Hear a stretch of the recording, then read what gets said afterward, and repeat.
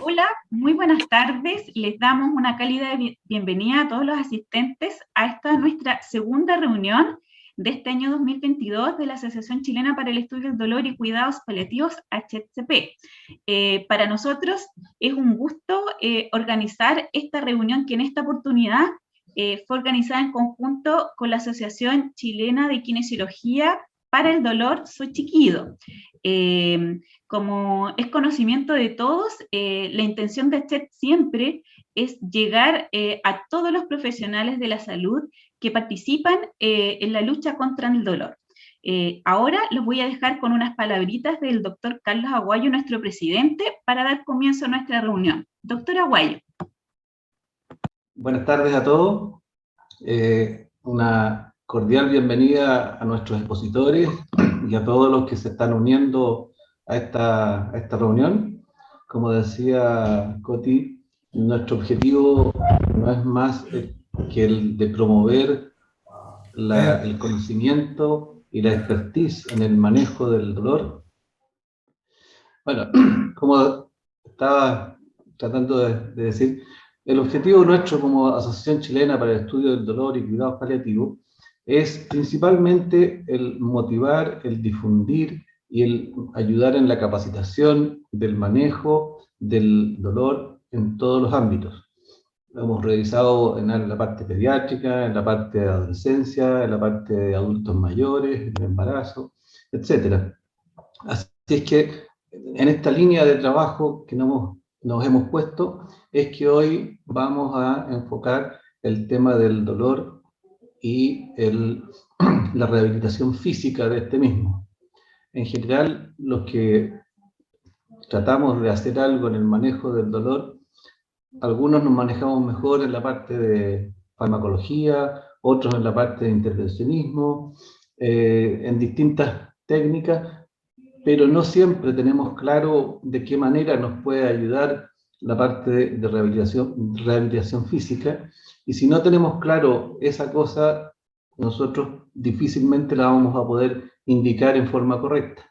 Es por eso que esta reunión va dirigida a que nos enseñen, que nos muestren cuáles son las herramientas que podemos contar, cuándo las podemos pedir y de qué forma. Así es que los dejo con esta jornada de rehabilitación física del dolor y que va a estar coordinada, moderada por la COTI, la doctora Ollanedel.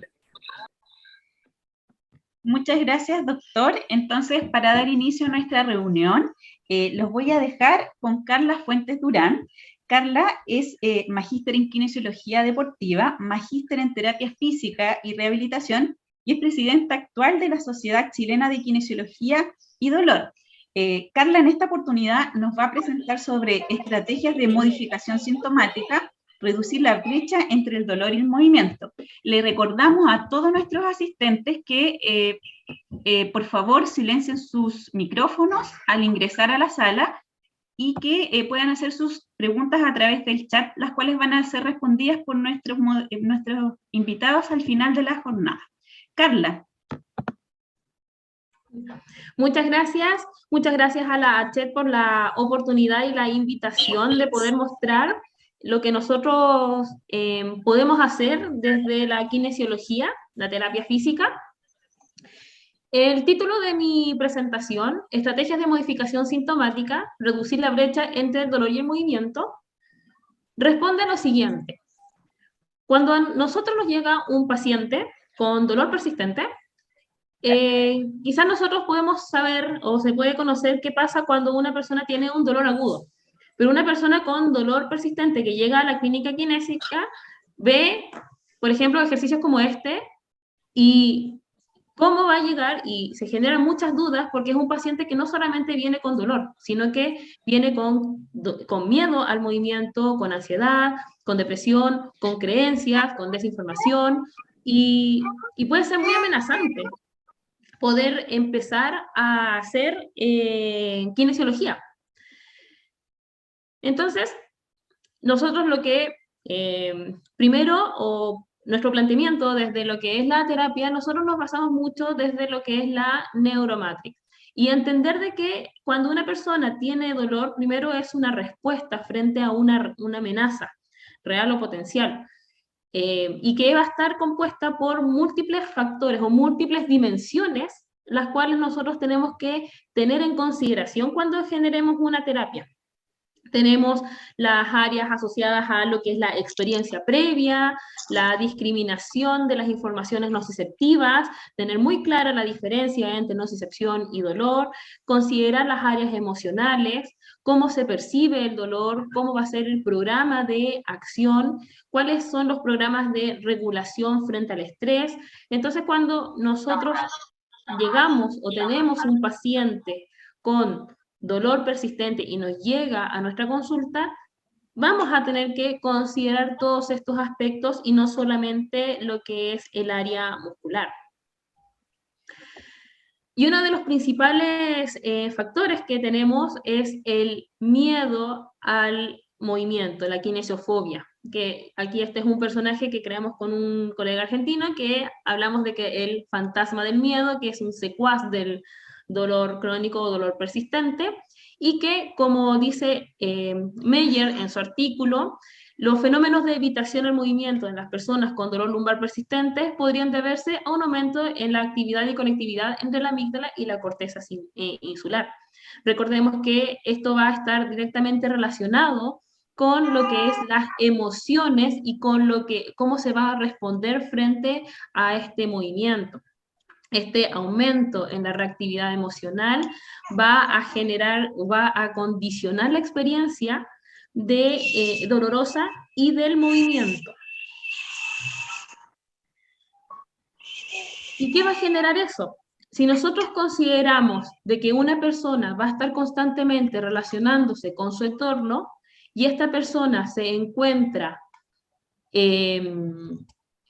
limitada, o sea, si está en una condición de excitación normal, va a tener un gran rango de movimiento antes de que se dispare una respuesta dolorosa. Uy, Dafna, si es que puedes, porfa, apagar el micrófono. Sí, está el ruido. Parece que no me escucha. Ahí, muchas gracias. Entonces, lo que le estaba diciendo, vamos a tener un gran rango de movimiento si es que una persona está con una condición de excitación normal. Pero una persona que está muy sensibilizada, su rango o capacidad de movimiento va a ser muy limitado y va a ser muy pequeño y rápidamente se va a gatillar una respuesta dolorosa. Entonces, lo que vamos a estar viendo es que esta persona se va a empezar a aislar y va a reducir su cantidad de movimiento. Y eso es con lo que nosotros nos enfrentamos constantemente cuando cuando recibimos a pacientes con dolor crónico. Otro efecto que también tenemos que considerar es que cuando una persona tiene un aumento en la sensibilidad del dolor, se empieza a generar un efecto de borramiento, una disminución de la materia gris en algunas áreas. Ya, como por ejemplo, una que nos interesa mucho es el área somatosensorial, que está muy vinculada con lo que va a ser el procesamiento y la posterior ejecución de los movimientos. Entonces, este efecto de borramiento va a empezar a generar de que los patrones de movimiento también se vean un poco modificados. Un estímulo nociceptivo crónico va a generar un relevo cortical que va a cambiar lo que es la respuesta motora, va a reducir la función muscular de esa zona, de ese grupo muscular, no solamente de un músculo aislado, sino que de un grupo muscular y por ende en un patrón de movimiento. Va a afectar a las vías ascendentes, porque en un patrón de movimiento cambiado también va a enviar información ascendente que va a afectar la información proprioceptiva y el procesamiento somatosensorial. Y estamos cayendo aquí en un círculo. ¿Ya? Va a haber un aumento de la actividad autónoma simpática y la imagen corporal se va a ver interrumpida. ¿Ya? Y esta va a generar una inhibición motora inducida por la nocicepción que va a impedir el reentrenamiento motor efectivo. Y por eso es razonable que dentro de nuestras estrategias de movimiento, antes de generar el movimiento en sí, realicemos algunas técnicas que se ocupen para generar una modificación sintomática y poder introducir un movimiento y un reentrenamiento motor adecuado. Cuando tenemos dolor, nos vamos a mover de manera distinta. Ya vamos a tener una redistribución de las actividades, vamos a tener otros patrones musculares que van a empezar a modificar nuestros patrones, que van a generar ya sea un aumento, van a generar cambios mecánicos en la salud mecánica, ya vamos a tener una modificación de la distribución de cargas, y cuando nosotros empezamos también a generar ejercicios, nosotros también podríamos empezar a gatillar cambios tanto en la respuesta dolorosa, con los efectos analgésicos que tiene el ejercicio, de lo cual va a hablar más adelante Andrea, ¿ya? Pero principalmente cuando nosotros empezamos a introducir ejercicios y hacemos modificación sintomática, no vamos a estar haciendo cambios solamente a nivel estructural, a nivel periférico, sino que también vamos a estar haciendo cambios a nivel de los engramas motores. Entonces ahora les voy a hablar sobre algunas propuestas de actividades que nosotros realizamos dentro de nuestra terapia y que van a estar relacionadas con la intervención que nosotros hacemos dentro de la terapia física, la cual no solamente se limita al movimiento. Una de las estrategias que nosotros utilizamos es la educación. Moseley y Butler, en 2001, escribieron un libro que se llama Explain Pain, que todos quienes nos dedicamos al área del dolor es como lectura obligatoria. Y Adrian Lowe, ya en 2012, escribió un libro y introdujo una terapia que se llama Educación en Neurociencias del Dolor. Este tipo de terapias o este tipo de intervención van a generar una modulación en la respuesta dolorosa. ¿Cómo van a generar esta intervención? Más allá de que la persona se vaya a mover más, va a reducir los temores que genera el movimiento. Se van a desmitificar muchos eventos o muchos hechos por los cuales la persona viene cargando, y se va a generar una respuesta más objetiva frente al estímulo doloroso, y eso aumenta la autogestión. Están las técnicas de modificación sintomática, que consisten en modulación neurosensorial. Son técnicas, aquí entran las técnicas de terapia manual, de manejo del tejido blando, modificación sintomática principalmente a través de la piel. Y tenemos, para poder llegar a estos dos puntos, educación y modificación sintomática, son los que nos van a permitir a nosotros posteriormente hacer un reentrenamiento neuromuscular, ya que los cuales van a poder estar acompañados, por ejemplo, de imaginería motora, exposición gradual al movimiento y práctica gestor-motor y aprendizaje motor. Entonces, estas vendrían siendo como los tres pilares generales con los cuales nosotros podemos ayudar a las personas que tienen dolor persistente. Las principales intervenciones de kinesiología en el manejo del dolor están aquí enumeradas. Esto es un artículo que habla de rehabilitación dirigida por fisioterapeutas para pacientes con dolor musculoesquelético crónico. Y lo interesante de este artículo es que la mayoría de los terapeutas físicos a nivel mundial utilizaban estas estrategias, siendo lo que les mencionaba, educación, entrenamiento sensorio-motor, las dos primeras. ¿Ya? Y además tenemos otras técnicas como lo que es la estimulación sensorial y sobre todo se repite actividad física. Entonces tenemos distintas estrategias con las cuales podemos generar esta modificación sintomática. ¿Y cuál es el rol o cuál es la función de esta estrategia? Es cambiar un poco el paradigma de un tratamiento contingente al dolor, que está pensado solamente en alivio sintomático, a un tratamiento contingente en el tiempo, el cual va acompañado de educación dirigida por fisioterapeutas, ejercicios y práctica de estrategia cuyo objetivo final es aumentar las actividades valoradas o las actividades que sean más óptimas o las acordadas con el paciente. ¿Y qué es lo que ganamos con esto? La ventana terapéutica, ya donde la persona ya no va a ver un muro entre sus posibilidades y el movimiento, sino que se abre una ventana la cual nos permite aumentar aumento de la alianza terapéutica, cambios de paradigma con los cuales vienen las personas, generar nuevas creencias, creencias positivas, disminuir el nocebo, generar mayor adherencia al tratamiento y favorecer principalmente la autogestión.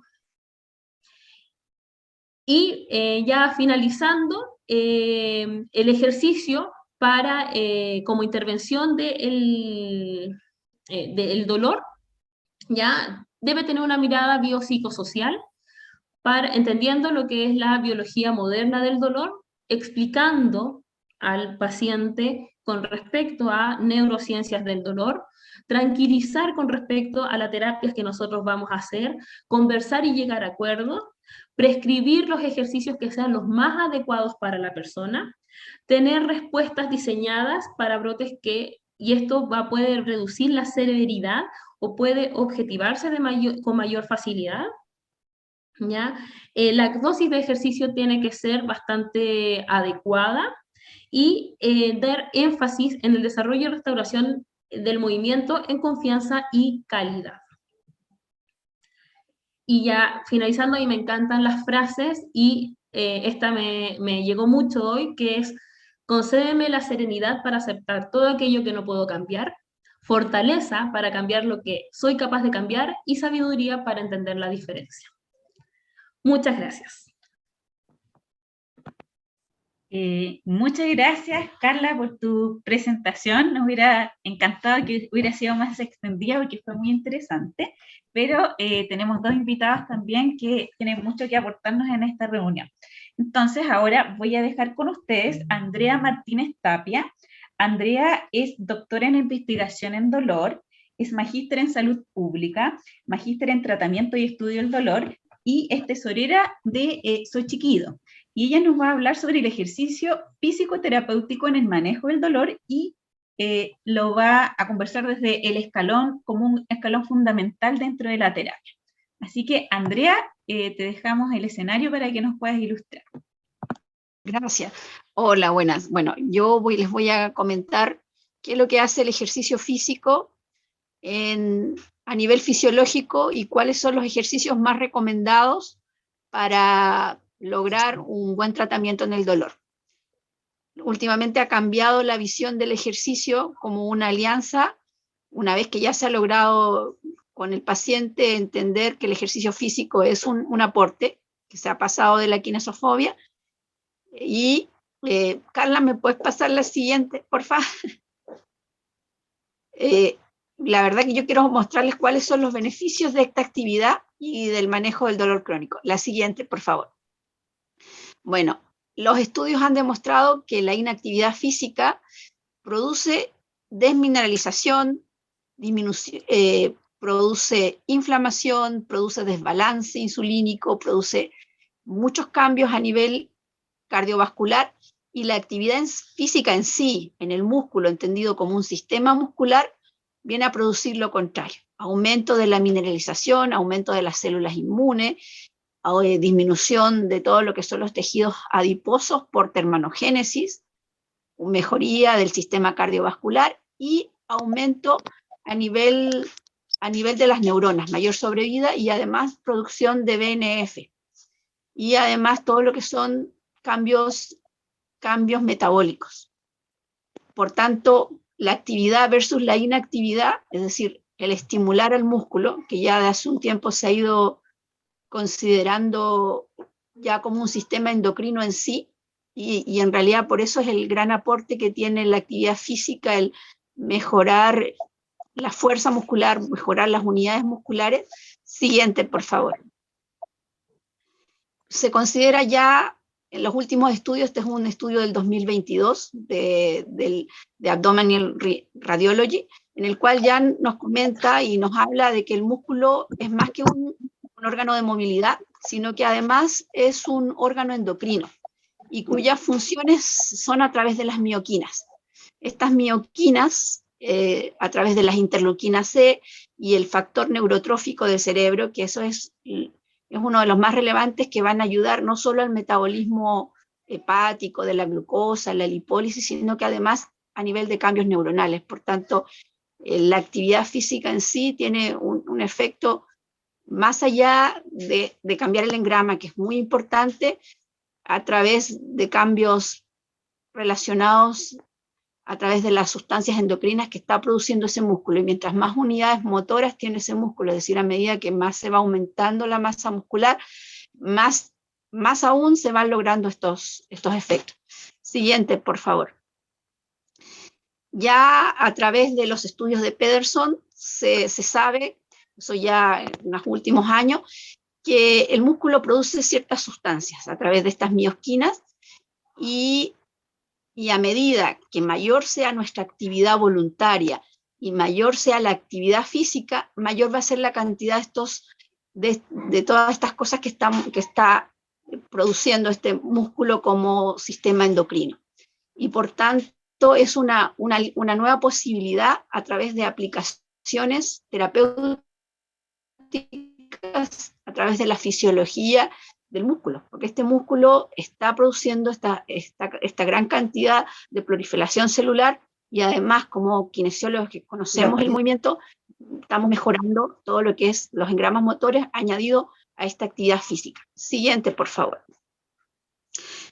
Los últimos estudios, este es un estudio del año 2020, demuestra que hay cambios a nivel cerebral y sobre todo a nivel cerebral, a nivel de la neurogénesis hipocampal. Es decir, estamos generando justo en el lugar que necesitamos cambios importantes, además de generar cambios a nivel vascular, cambios a nivel de la lipólisis, aumento metabólico, además mejora todo lo que es la glucosis hepática, pero desde el punto de vista del movimiento, lo que más nos importa es que se va generando nuevas neuronas, y esa nueva generación está dada en la zona hipocampal y además está ayudando a producir nuevas conexiones nerviosas, es decir, este músculo en sí está generando grandes cambios si es que logramos aumentar mayores unidades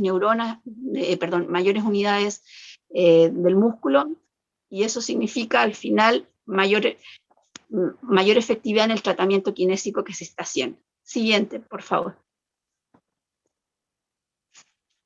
Lo que se ha visto es que el ejercicio en sí, por todos estos cambios endocrinos y metabólicos, y además asociado al cambio que está produciendo el ejercicio, hay una disminución de la sensibilidad al dolor, hay una activación del sistema opioide endógeno, también hay actividad mediada por el sistema endocannabinoide y aumenta el reclutamiento de unidades motoras a mayor intensidad del ejercicio.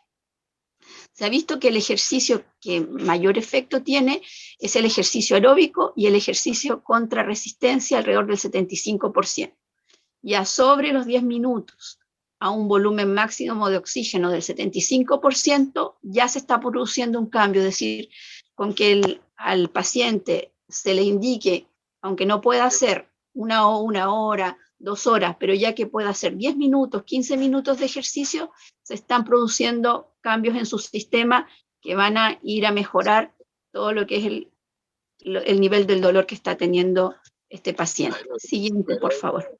Una caminata, una corrida, una bicicleta. Se ha visto que la actividad física puede generar una hipoalgesia posterior al ejercicio que va más allá de los primeros 15 minutos. Puede durar hasta 30 o 60 minutos después de realizar la actividad física. La hipótesis es que disminuye la amplitud de las ondas NP2 y se asocia eso a una mayor nocicepción. Por tanto, en el dolor crónico, esta hipoalgesia que ocurre es menos consistente, pero también tiende a disminuir el dolor generado por las patologías crónicas.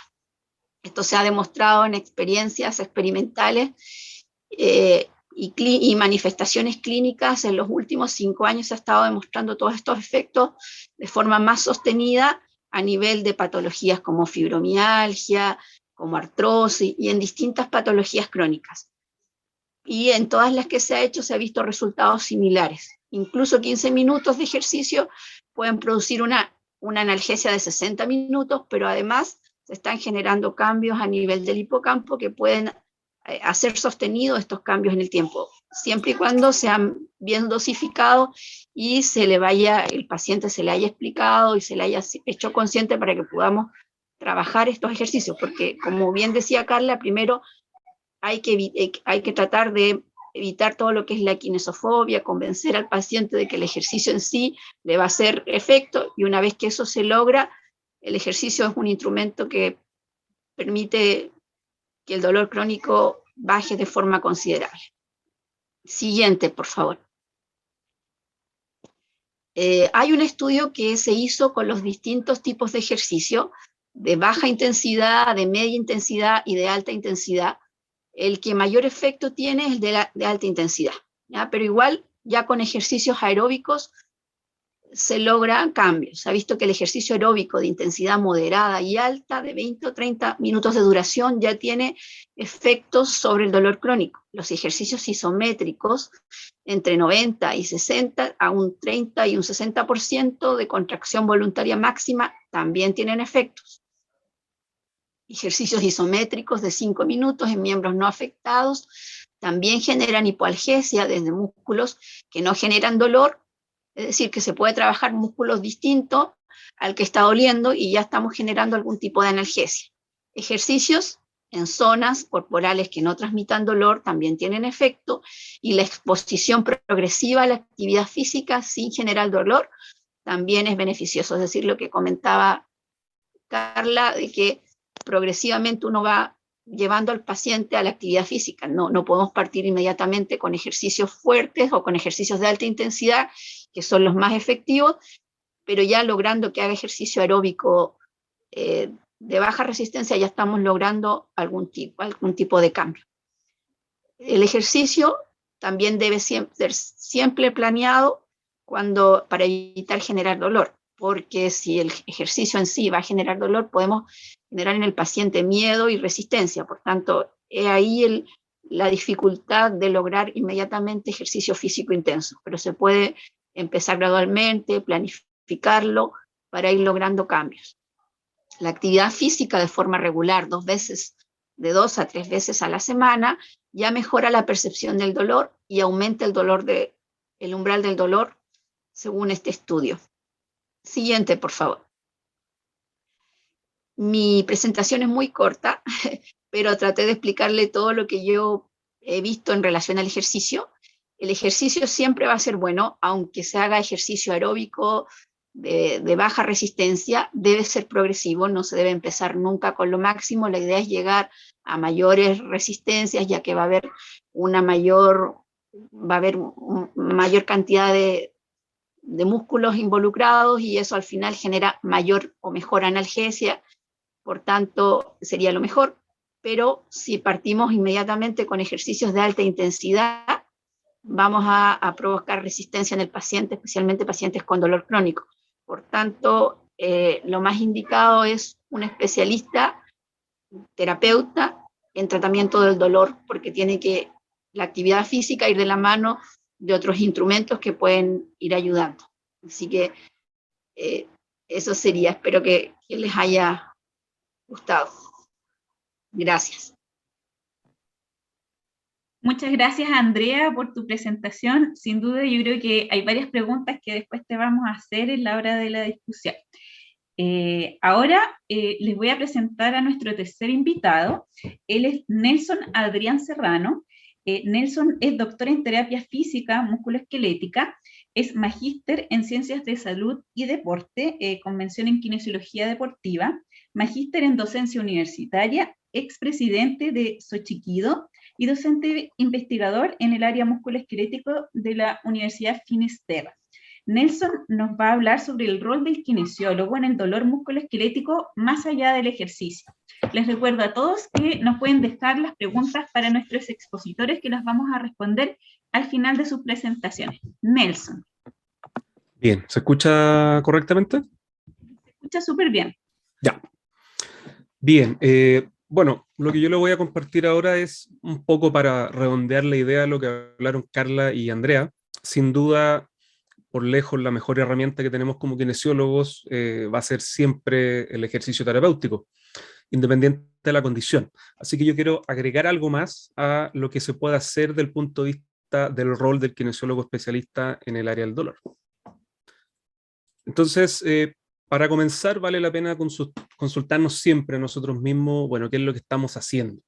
Normalmente la kinesiología anda bastante bien, la rehabilitación en general en dolor de tipo nociceptivo, dolor agudo, por ejemplo, anda bastante bien, pero muchas veces cuando nos empezamos a enfrentar a algún tipo de dolor que ya se sale netamente del reino, por así decirlo, del tejido dañado, en algo que ya es más persistente, comienza a ser bastante complejo. Entonces, si tenemos algún tipo de paciente que, por ejemplo, debutó con un dolor lumbar, ya no es lo mismo que ahora tenga dolor referido o incluso dolor irradiado, e incluso algunos pacientes que están ya con dolor por más de, no sé, 12 meses, por ejemplo, pueden empezar a generar que se active esta alarma a nivel central, en donde el dolor ya no solamente entendemos que es a nivel nociceptivo.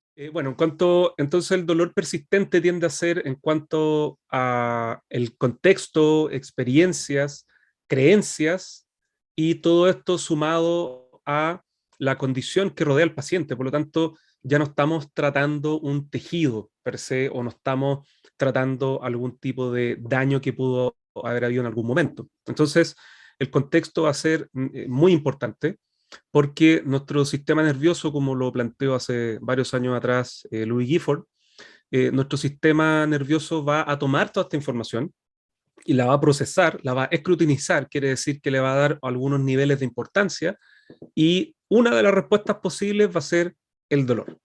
Por lo tanto, sabemos que la nocicepción no es ni necesaria ni lo único que se requiere para que exista dolor. Por lo tanto, muchas veces nosotros nos enfrentamos a ese tipo de pacientes. Y muchas veces también nuestros tratamientos tienden a ser orientados a ir a arreglar algo, ¿ya? Por eso es que ahí pongo esta imagen ahí como del humo, porque en realidad muchas técnicas van a ir enfocadas en algo que probablemente no tiene sentido a la hora de ir a generar algún tipo de mecanismo de tratamiento. Por lo tanto, si nosotros viéramos a nuestro sistema musculoesquelético como una máquina, tendría sentido que nosotros seamos unos mecánicos, en el sentido de ir a arreglar algo que está malo, ¿bien? Pero como se viene planteando desde a fines de los años 90, el modelo estructuralista está por lo menos derivado de unos 500 años o más de conocimiento, y es lo que ha influenciado principalmente a todo el área de la salud y la medicina desde el siglo XX, ¿ya? Entonces, como les comentaba, si nuestro sistema fuera una máquina, sería arreglable, ¿ya? Y eso cae mucho para la kinesiología, cuando tiene que ver con normalizar curvas, cuando tiene que ver con reposicionar articulaciones, generar cambios, remodelación en ciertos tejidos, etc. Bien. ¿Cuál es el problema de esto? Entonces, que la gran mayoría de nuestras intervenciones van a ser guiadas por esto, ¿ya? Por imagenología, por ciertas fallas, ya muy entre comillas, que posiblemente causarían dolor, pero que la verdad es que la evidencia ha sido bastante dura en ir mostrando que no va por ahí, sobre todo en el dolor persistente. Entonces, vale la pena revisar, por ejemplo, algunos modelos sobre la parte contextual y cognitiva, como el modelo de miedo-evitación, en donde nosotros vemos que gran parte de toda este desuso, de discapacidad y de experiencia dolorosa que tiene cada una de estas personas con dolor persistente, tiene que ver en gran parte con los factores psicológicos que van a estar asociados, ¿ya? Por ejemplo, por nombrar algunos acá, tenemos dolor, ansiedad, la catastrofización, hipervigilancia, entre otros, ¿ya? Entonces, la pregunta del millón es, bueno, ¿esto tiene que ser abordado por nosotros? ¿O puede ser abordado de alguna manera por nosotros? Y si nosotros vamos a revisar la evidencia, para no entrar en detalle, pero existen una cantidad enorme de documentos que así lo muestran, o sea que si se fijan acá, las habilidades de afrontamiento van a ser esenciales cuando se hace, por ejemplo, una artroplastía de rodilla, o que los factores psicológicos van a ser esenciales también para predecir el resultado final de la terapia física en el dolor de hombro, o sabemos también que la ansiedad, por ejemplo, y la depresión pueden producir, o van a predecir, perdón, los pobres resultados después de una cirugía. Por lo tanto, existen una cantidad enorme de factores psicológicos asociados a este contexto que van a ser factores pronósticos, ¿ya? Y por lo general van a ser factores pronósticos negativos, pero si se manejan de manera adecuada pueden ser factores facilitadores, ¿ok?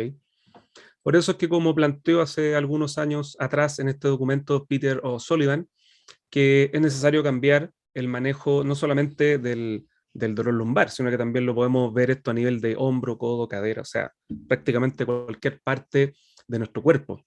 Es necesario entonces cambiar esto, entender el dolor como un proceso personal, un proceso contextual, y por lo tanto nosotros podríamos dividir así de manera muy, muy resumida nuestras intervenciones en las bottom-up o desde la periferia hacia nivel central, que principalmente son todas aquellas que van a generar entrada de información y que intenta inhibir la señal nociceptiva a nivel periférico. Ahí ingresarían, por ejemplo, los agentes físicos, la terapia manual, hasta incluso el ejercicio físico, entre otros. Y por otro lado tenemos las que van a alterar la cognición del paciente y su experiencia dolorosa, que son las terapias o el abordaje top-down, o sea, en donde se van a generar cambios a nivel cognitivo que van a cambiar la percepción y la experiencia dolorosa de la persona. Por lo tanto, si nosotros lo vemos acá en nuestro marco de referencia de la neuromatriz, vemos que si yo aumento la capacidad cognitiva y de las distintas áreas de nuestro cerebro, esto va a influenciar directamente las áreas sensitivas y también las áreas afectivas. Por lo tanto, al cambiar la cognición, está demostrado que disminuyen estos programas de estrés regulación. Entonces se ha visto que se generan cambios a nivel de marcadores como el cortisol, también se genera cambios a nivel de activación de ciertas zonas en la corteza somatosensorial, y esto también se va a reflejar entonces en que la percepción dolorosa va a cambiar, ¿ok? Estudios de esto hay por montones. Este es uno que justamente mezcla ambos mecanismos, el top-down y el bottom-up. Ahí tenemos la educación en dolor, que algo habló Carla en un inicio, que voy a profundizar un poco más, pero finalmente es una terapia cognitiva. Por lo tanto, en una sesión de educación en dolor, yo puedo cambiar la percepción de lo que el paciente tiene acerca de su condición, y además con otras técnicas que van a ser periféricas, podríamos decirlo, o bottom-up, se va a generar también una modulación de la sintomatología, ¿ok? Entonces, eso sería lo que nosotros podíamos realizar mezclando estos dos conceptos de abordaje. Sin embargo, nuestra retórica tiene que estar acorde a esto, ¿ok? Entonces, esto se ha visto que normalmente yo, al intentar hacer ambas, yo podría generar una mejoría de este smudging a nivel de la corteza sensorial, y por lo tanto mi representación a nivel de la corteza, la representación de nuestro cuerpo virtual, podría también generar un cambio en su esquema. Por lo tanto, siempre esto lo va a lograr el ejercicio. O sea, estos cambios neuroplásticos van con el ejercicio, pero una puerta de entrada importante va a ser la cognición, ¿ya? Y ahí es donde se propone la educación en dolor. Por lo tanto, nosotros como kinesiólogos, que nos encanta la anatomía, la biomecánica, ¿verdad? Y nos vamos muy en la parte técnica, cuando nosotros estamos, por ejemplo, tratando a una persona con dolor cervical, estamos mucho pensando en el vector de aplicación de la fuerza, el grado, así, qué tipo de técnica estamos utilizando, cuando en realidad no voy a indagar mucho en esto porque no me da el tiempo, pero la evidencia ha mostrado que finalmente el efecto, el resultado positivo, por ejemplo, esta técnica de terapia manual, tiene que ver con factores contextuales, con el lenguaje que se utiliza con el paciente, de no utilizar nocebos para que el paciente quede peor, ¿ya? Que exista una expectativa positiva por parte del paciente y también confianza en lo que estamos haciendo, ¿ya? Y eso sumado es lo que va a dar el resultado positivo de ciertas técnicas de tratamiento. Porque, por ejemplo, la terapia manual, que es una técnica que utilizamos normalmente los kinesiólogos, tiene recomendación nivel 1A, por ejemplo, para el dolor lumbar agudo y crónico, ¿sí? Pero no porque genera algún tipo de cambio en el tejido, sino por la sumatoria de todo esto que hemos estado conversando y lo que nombraba también Carla anteriormente como la ventana terapéutica.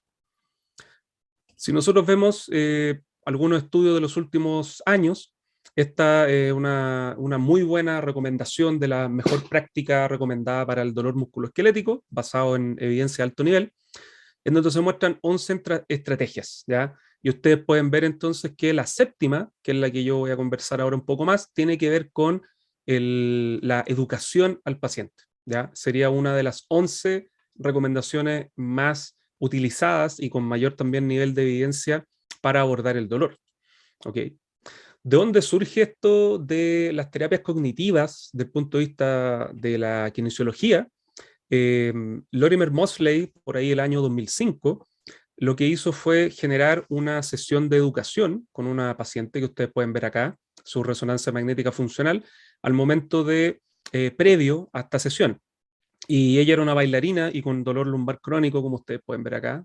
Tiene bastantes áreas activas o sobreactivadas debido a la presencia del dolor que ella posee, ya que sería una respuesta más o menos normal cuando hay dolor persistente.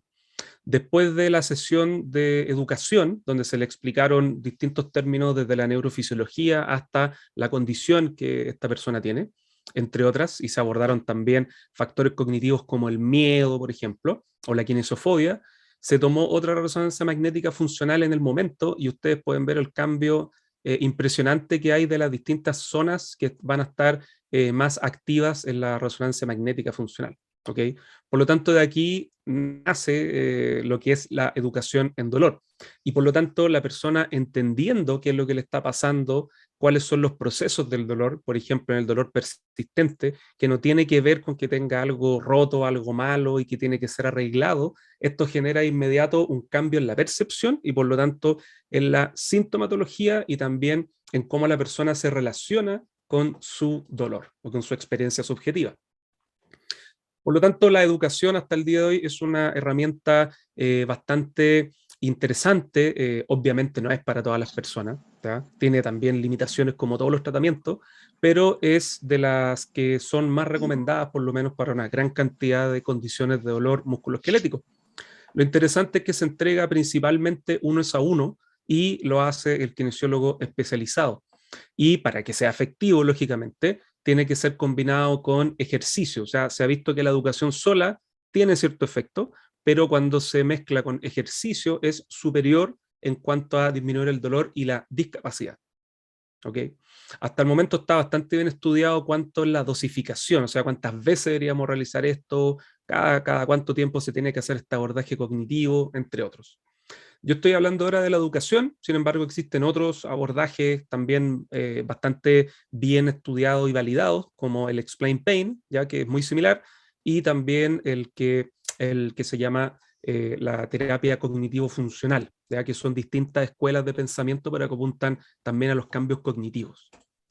Dentro de los resultados interesantes, se ha visto que el número necesario para tratar, ya que es un parámetro más estadístico, se ha visto que para la función se necesita de dos pacientes, uno ya va a generar cambios significativos. En cuanto al dolor, 3 es a 1, o sea, de 3 pacientes atendidos, uno por lo menos va a generar también cambios importantes. ¿Por qué hay algunos autores como Lowe que han estudiado estos parámetros? Principalmente porque, por ejemplo, se ha visto que la gabapentina tiene un índice de 6 es a 1, ¿ya? Y los antidepresivos, por ejemplo, los recaptadores de serotonina para el tratamiento del dolor persistente tienen una razón de 7 es a 1, ¿ya? Por lo tanto, la educación y estos cambios cognitivos, también varios estudios validan que tienen efectos que podrían ser un poco más mantenidos y también podrían ser más efectivos que ciertas terapias normales que nosotros utilizamos. Entonces, varias revisiones sistemáticas en el último tiempo han mostrado que la educación puede reducir el dolor, la discapacidad, reducir los niveles de catatrofización y también el miedo a evitación. Si se fijan, la gran mayoría de estos se van a relacionar directamente con estos factores cognitivos y contextuales asociados a la experiencia dolorosa, ¿ya? Por último, quería compartir con ustedes una pequeña imagen de un amigo que me la mandó hace años atrás, en donde ahí vemos este paciente con dolor persistente, con un movimiento muy, muy limitado de flexión, y después de que se realiza esta sesión de educación, cuando se le explica que el mecanismo del dolor, por qué le está pasando esto, cómo se relaciona con los resultados de su resonancia magnética, entre otros, genera un cambio importante para, digamos, que la misma persona percibe y se da cuenta que ese miedo que no dejaba que generara el movimiento disminuye. Por lo tanto, acá con esta herramienta cognitiva podemos aprovecharla luego para hacer tratamientos con ejercicio, que es finalmente el que genera estos cambios neuroplásticos, ¿ok? Pero como muy bien lo saben los psicólogos, sobre todo los que se dedican a esta área, es que generando cambios en cómo nosotros nos relacionamos y entendemos el dolor, es entonces cómo nosotros podemos generar cambios significativos con el resto de terapias que realizamos. Bien, parece que terminé como justo en el tiempo, así que muchísimas gracias. Me hubiese encantado haber hablado más, pero 15 minutos está bien para poder compartir esto con ustedes. Muchas gracias. Muchas gracias, Nelson. Te invitamos a dejar de compartir la pantalla. Tenemos varias preguntas. Para nosotros también se nos pasaron volando todas las presentaciones porque estuvieron muy, muy, muy interesantes. Da para una jornada completa probablemente. Voy a partir con una pregunta que justamente es para Nelson. Nicolás Valencia nos pregunta, los artículos mencionan que cuando hay plasticidad a nivel cortical que cronifica el dolor ya no se puede alterar o recuperar las áreas remodeladas. ¿Qué opinan en relación a eso? ¿Cuál sería la diferencia entre la educación realizada por el kine y la terapia cognitivo-conductual que realiza un psicólogo? Ya, son dos preguntas en una, creo. Sí, aprovecha de hacer las dos ya que venían no de Nicolás. No hay problema. Bueno, la primera, en cuanto a la plasticidad, bueno, se ha demostrado que esa plasticidad puede volver, digamos, o sea, se puede volver a reestructurar.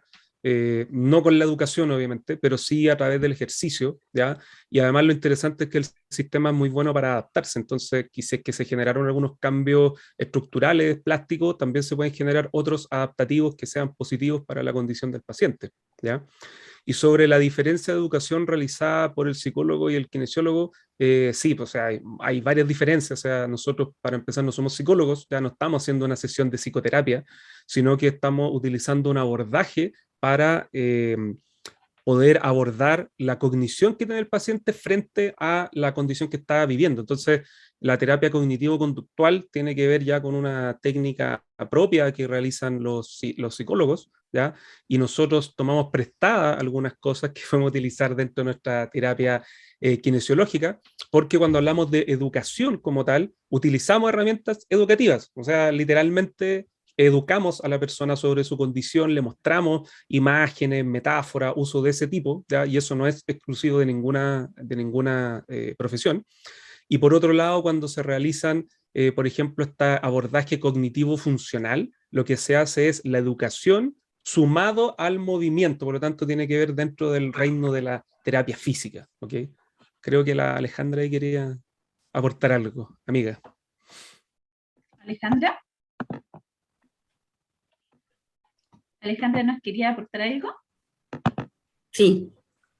Bueno, felicitarlos a los tres, especialmente a Nelson, pero sí hay grandes diferencias.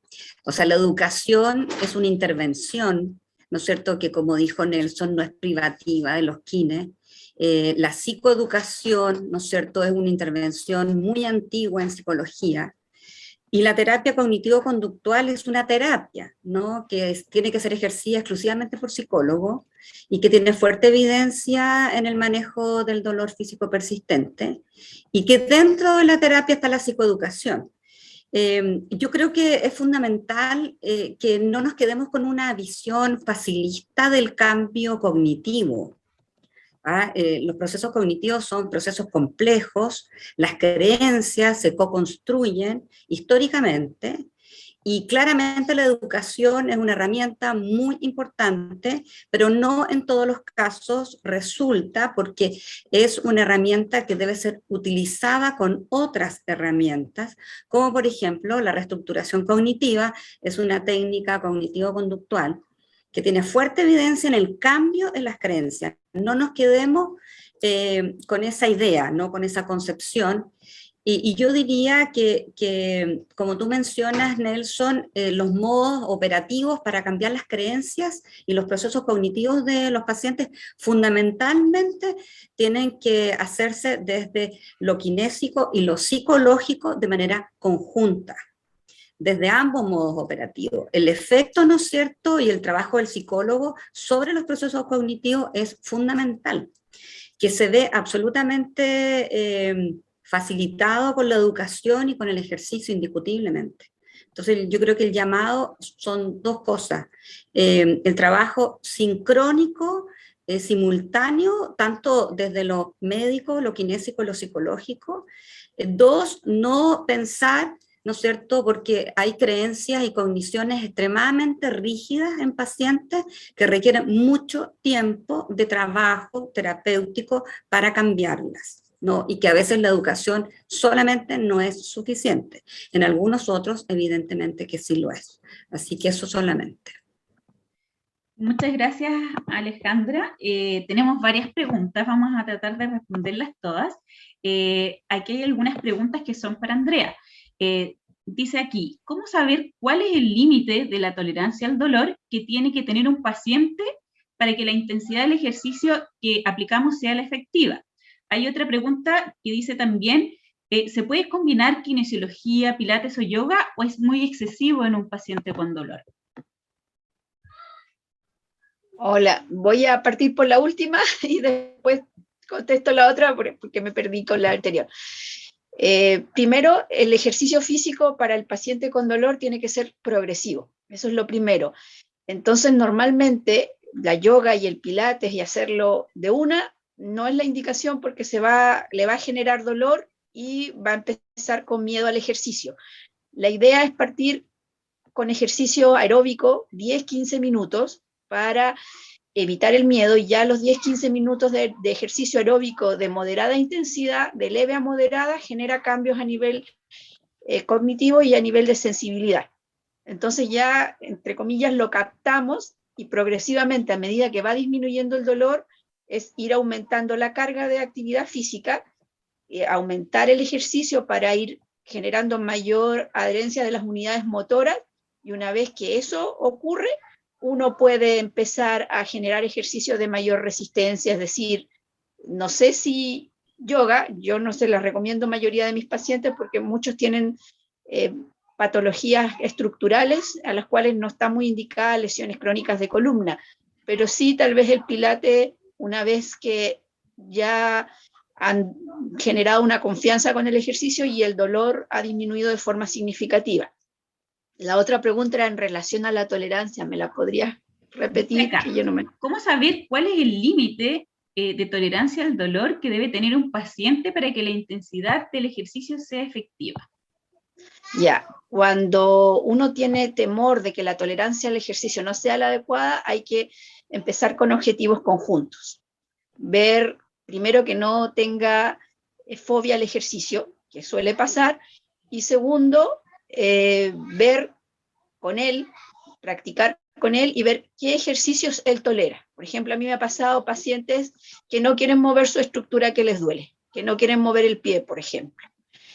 ¿Y yo qué hago? Empiezo con ejercicios que de la otra extremidad o de la cadera, de la rodilla, y cuando ya se está dando cuenta que está moviendo la rodilla y de repente empezó a mover su pie, empiezo a agregar de a poco.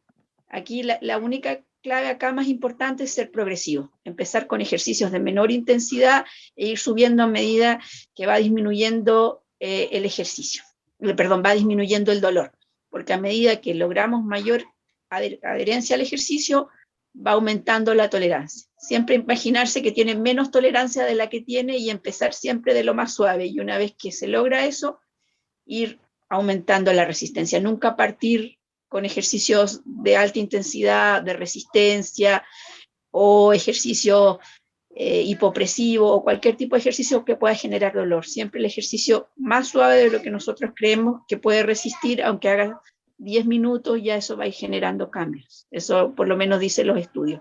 Ya 10 minutos de ejercicio, aunque sea aeróbico y no de la estructura que le duele, ya genera un cambio a nivel de segregación de hormonas e incluso de segregación de BNF a nivel del sistema nervioso central. Perfecto. Muchas gracias, Andrea. Tenemos varias preguntas, así que es posible que no alcancemos a responderlas todas. Tengo una pregunta que es para Carla, dice. Carla, ¿es posible modificar la percepción del dolor y que ésta sea permanente solo con la farmacología? Uy, siento que es una pregunta capciosa. Ya, honestamente, yo creo que no. Solamente con farmacología los cambios no van a ser permanentes, pero tampoco digo que solamente con lo que es la kinesiología y con las modificaciones sintomáticas vayan a ser permanentes. Creo que tenemos que dejar un poco de pensar de manera como aislada y separatista de las terapias. Las terapias se deben complementar porque, como estuvimos viendo, los pacientes que tienen dolor persistente son pacientes que tienen factores que son múltiples, los cuales van a cambiar. Por ejemplo, yo a lo mejor puedo hacer un cambio que sea permanente, a lo mejor con una buena educación en neurociencias del dolor, una disminución de la kinesiofobia y quizás un aumento progresivo de ejercicio. Pero ¿qué pasa, por ejemplo, si este paciente igual de manera basal tiene bajos niveles de serotonina? Igual va a necesitar el apoyo farmacológico. Entonces creo es súper importante de que hay estudios que han salido últimamente de que se ha visto de que con el ejercicio se puede potenciar el uso de fármacos, se ha visto que incluso se puede reducir o puede incluso llegar hasta un mínimo, dejar con el fármaco como SOS, pero creo que uno no tiene que separar y decir, ok, o hace solamente terapias no farmacológicas o hace solamente terapias farmacológicas. Mi pregunta es siempre, ¿por qué no se pueden hacer ambas? ¿Por qué los tenemos que separar? Pero contestando concretamente a la pregunta de que si con fármacos se pueden lograr solamente cambios a nivel permanente, desde mi punto de vista creo que no, pero tampoco se van a lograr sin una mantención de ejercicios también permanentes. Entonces, tanto quizás la farmacología y tanto el ejercicio son quizás medicinas que se van a tener que usar de manera permanente. Está silenciada. Muchas gracias por la respuesta. Aquí hay una pregunta que es para ustedes como Xochitl. En sus excelentes presentaciones hemos visto que el ejercicio es una herramienta fundamental y que es deseable y perentorio que los kinesiólogos estén muy bien formados en esta área. Les quería preguntar, ¿hay algún programa donde los kinesiólogos se puedan formar en el área musculoesquelética y dolor crónico? ¿Han pensado esto como sociedad, cómo promover la educación en términos de esta área que es tan específica?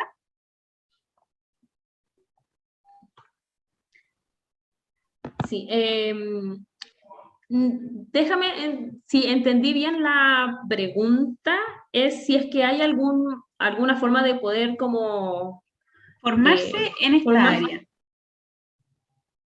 Sí, pero digamos, hay formación dentro de nuestro país que promuevan el desarrollo de esta área específica dentro de la kinesiología.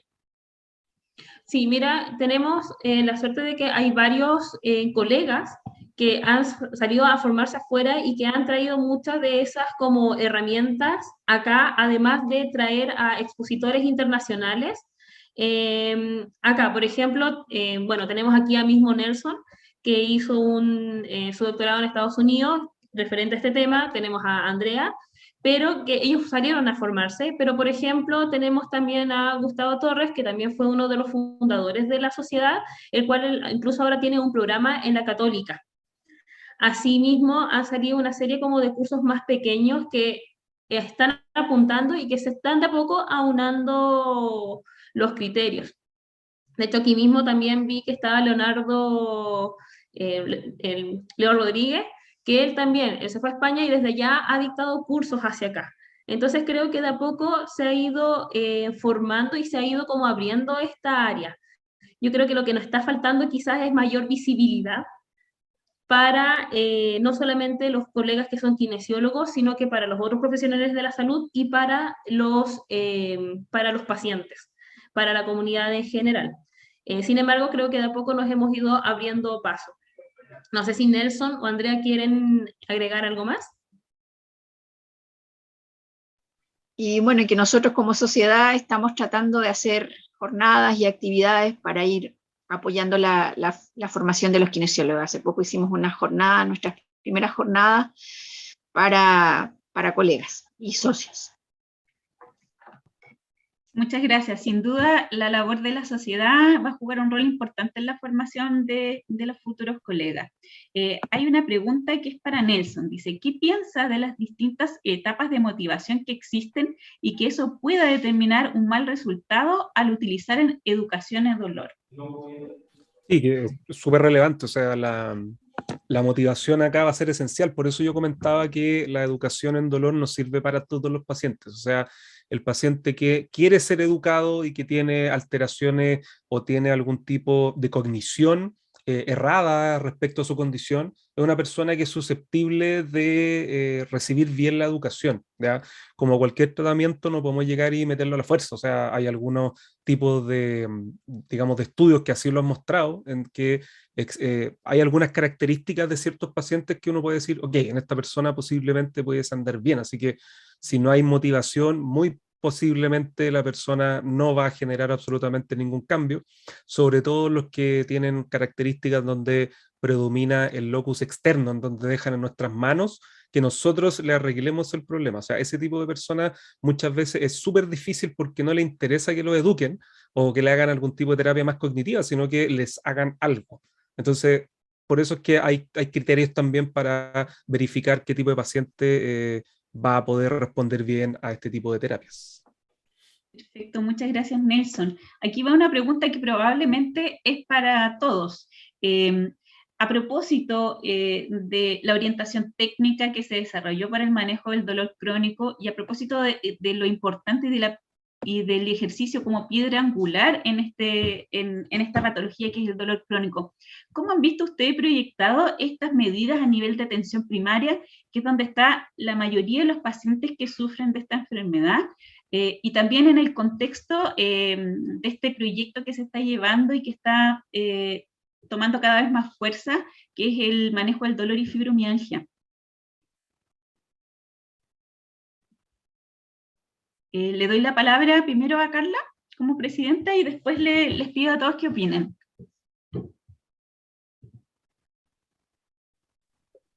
Ya, mira, es una pregunta súper compleja, principalmente por este proyecto en el cual no ha habido participación por parte de kinesiólogos directamente. Y eso nos complejiza mucho y, como les decía, yo creo que el gran debe que nosotros tenemos con respecto a esto es la poca visibilidad y el poco conocimiento que hay con respecto a cuál es el rol que nosotros podemos aportar con estos pacientes. Y por eso uno como de los como objetivos y misiones que tenemos como sociedad es precisamente eso, empezar a visibilizar y poder interiorizarnos en este tipo de terapias. Les cuento que cuando fue el año pasado, las mesas técnicas para el plan de salud del año 2021 a 2030, nosotros participamos como Sotiquido y pudimos generar aportes importantes con respecto a la salud musculoesquelética. ¿Ya? Pero todavía estamos quizás muy al margen como para poder decir, ya sí, estamos realmente generando aportes en la salud pública. Hay temas políticos a los cuales nosotros tenemos que empezar a apuntar, pero no solamente como sociedad, sino que como gremio. Y ahí creo que estamos todavía con un delta importante de trabajo que tenemos que empezar a formular. Sí, yo quería agregar ahí a lo que decía Carla, que principalmente en atención primaria, por ejemplo, en general, digamos a nivel de hospital, clínica, en otro lado, lamentablemente la kinesiología se sigue viendo como lamentablemente como una máquina de producción, así como una línea de producción en donde mientras más pacientes veamos, mejor y más efectivo, sobre todo asociado a las famosas estadísticas que mientras yo más prestaciones hago, es mejor mi servicio. Y eso va súper en contra de todo lo que presentamos ahora. O sea, si hay algo que ha demostrado también la experiencia en países como Australia, Estados Unidos, en donde el kinesiólogo es más autónomo frente a la toma de decisiones, es que se necesita un tratamiento 1 a 1 con el paciente por lo menos por 45 minutos, 1 hora. Cosa que en la gran mayoría de los centros de salud donde trabaja el kinesiólogo en el país, eso es imposible. O sea, hay colegas que tienen 4 a 6 pacientes por hora. O sea, yo creo que a lo mucho alcanzan a saludarlo y cómo está, y sería. Entonces, eso hace también que sea un poco inviable aplicar este tipo de herramientas. Perfecto, concuerdo con Nelson. Yo creo que a todos los que trabajamos en salud sucumbimos ante la asistencialidad, así que es difícil manejar eso, pero sin duda que van a ser desafíos para todos los profesionales que trabajamos con pacientes que tienen dolor. Les quiero decir que esta ha sido una de las reuniones más exitosas, tuvimos más de 70 personas conectadas. En honor al tiempo vamos a tener que dejar hasta acá nuestra reunión, sin embargo quedó el chat plagado de muchas preguntas que les vamos a hacer llegar y de muchas felicitaciones para vuestras excelentes presentaciones. Yo me despido agradeciendo enormemente todo el aporte que Xochitl ha realizado. Carla me contó que se formaron como sociedad en el 2018 y que actualmente cada vez son más los kinesiólogos que se incorporan. Así que no tengo más que darle las gracias por la excelente reunión, que podamos seguir trabajando juntos como sociedad. Y dejo al doctor Aguayo para que se pueda despedir. Doctor, muchas gracias. De nada, mami. Yo también me sumo a las felicitaciones de todos los asistentes que la estaban mandando por el chat y a lo que decía Coti. Creo que han sido muy buenas las presentaciones y quería rescatar un par de cosas. Una es cuando decía, no me acuerdo si Andrea o Nelson, en alguna de las presentaciones, decían que necesitaban una ventana para que este enfoque que están presentándonos a nosotros se difunda más allá del círculo de ustedes. Yo creo que eso es importante, que salir del círculo de kinesiólogos con todo esto, y nosotros somos una probable ventana para ustedes, participando en nuestras actividades, en nuestras jornadas, reuniones, porque ACHED es una asociación de profesionales de todo tipo, no solo médicos, no solo kinesiólogos, sino que hay de todo, digamos. Así es que ese era un primer comentario. Y el segundo comentario respecto a lo que decía Nelson, en una de las imágenes al principio de la presentación, que salía el kinesiólogo haciendo alguna actividad física con un paciente a nivel cervical, que ponía al principio solo la parte física y después se mezclaba con todas las otras partes del mundo interior, digamos. Yo separo tres imágenes y creo que las tres deben estar siempre juntas, digamos. Por un lado está la actividad física pura, digamos, que es buena, es importante. Por otro lado está el mundo interior del paciente, cómo está recibiendo, cómo está viviendo eso que le están haciendo, todos sus sufrimientos, todas sus cosas que hay por detrás, digamos. Y también está el mundo interior del operador, del kinesiólogo en este caso, que también va a depender de cómo se encuentre él, el cómo va a estar entregando esa acción, y al final el resultado va a ser el promedio de las tres cosas, digamos. Siempre es importante el cómo recibe, quién es el que recibe, y quién es el que entrega, y cómo entrega esa acción física, digamos. Y de eso va a depender mucho el resultado final de ese tipo de tratamiento. Así es que eso era como un comentario respecto a mi visión de las presentaciones, que me parecieron excelentes.